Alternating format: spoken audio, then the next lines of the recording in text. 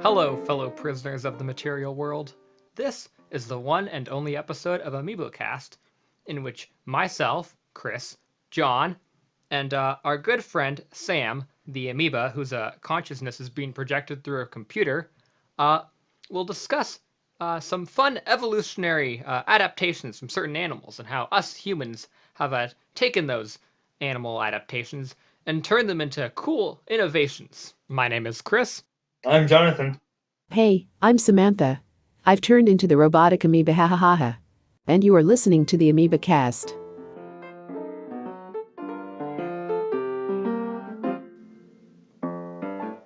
When designing prosthetic limbs meant for human use, it might seem obvious to model them after the human body parts they're meant to act as. However, when it comes to designing prosthetic legs, the human model is not always best. When Van Phillips first created the first ever running prosthetic in the 1980s, he chose to use the cheetah as his model. Due to selective pressures of trying to catch fast prey, cheetahs have evolved to be very efficient runners. And this is in stark contrast to our human legs, which evolved from climbing primates for the purposes of walking and roaming, and as such have inherited many vestigial features of a grabbing foot rather than a running foot. A 2012 paper by Jim Usherwood and other members of the Structure and Motion Laboratory at the Royal Veterinary College analyzed the mechanics of the human foot as compared to the ostrich foot. Now, a cheetah and an ostrich may seem to be very different animals, but certain aspects of their running mechanics are actually quite similar, and specifically their ankle placement. In fact, most quadrupeds and bipeds feature this shared trait of a more raised ankle as compared to us humans with our low-level ankles, because we are the weirdos.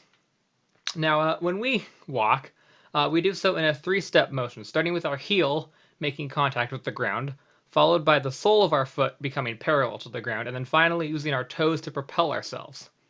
This method is known as the stiff limb vaulting method, and is actually incredibly efficient for walking. However, when it comes to running, we are not doing so well. Instead of using their heels to strike the ground, most animals use springy tendons in their legs to store and release the force of their movements, like the ostrich and the cheetah. So the striking surface of their feet is actually quite small when compared to us humans.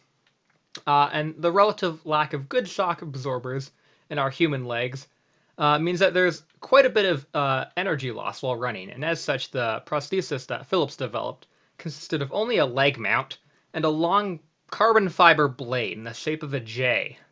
And the flexible nature of the blade functions as a spring and allows it to be lighter than most prosthetic legs, less clunky, and more energy efficient when running than human modeled ones. And also, as an added bonus, because it's less bulky and lightweight, they're actually just as efficient for walking, which is pretty cool.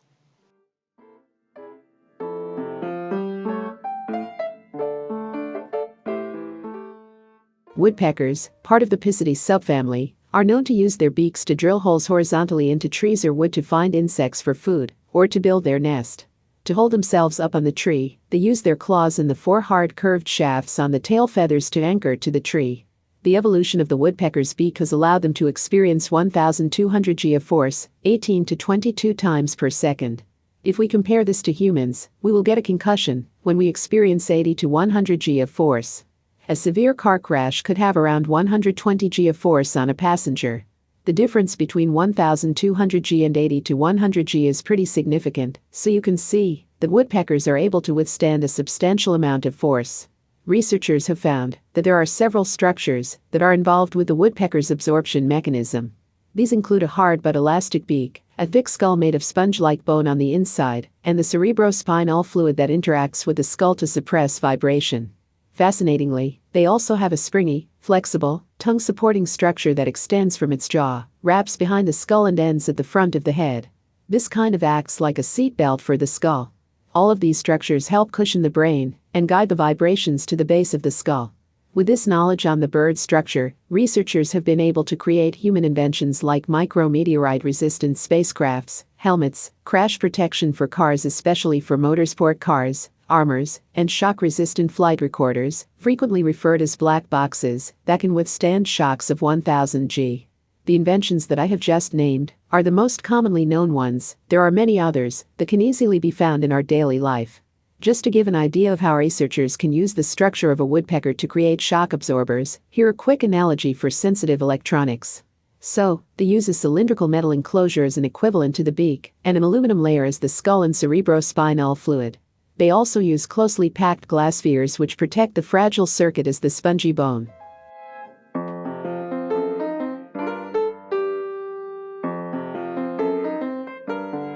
In 1964, prior to the Tokyo Olympics, the city installed the world-famous Shinkansen train, which is now better known as a bullet train.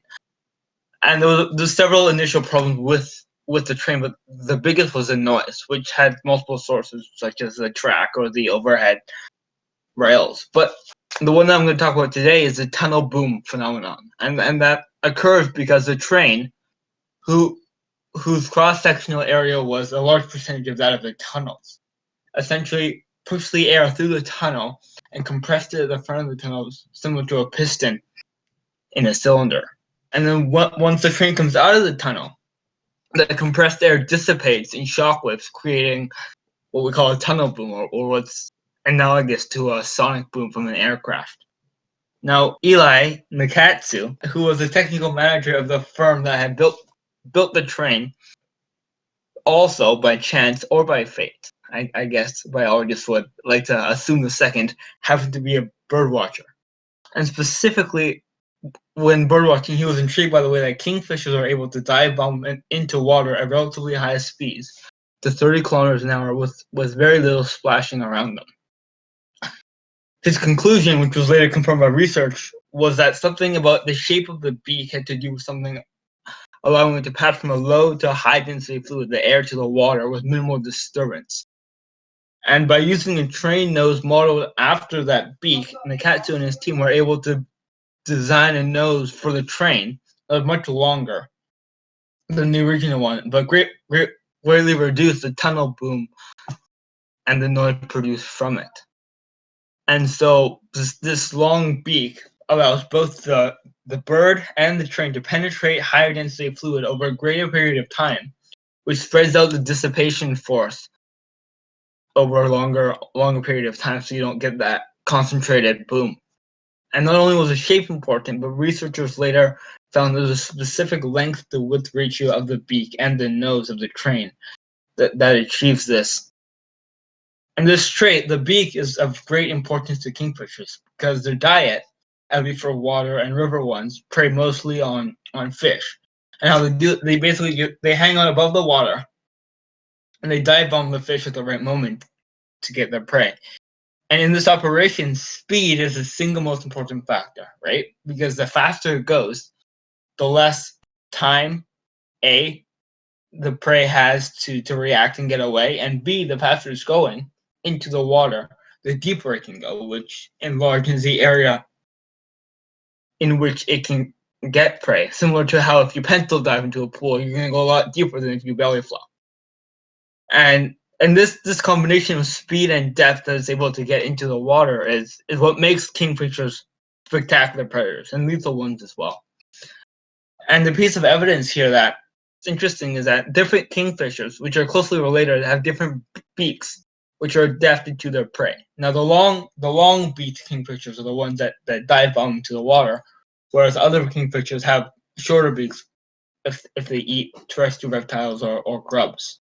And so that shows how different animals adapt to their environment, but also to their prey.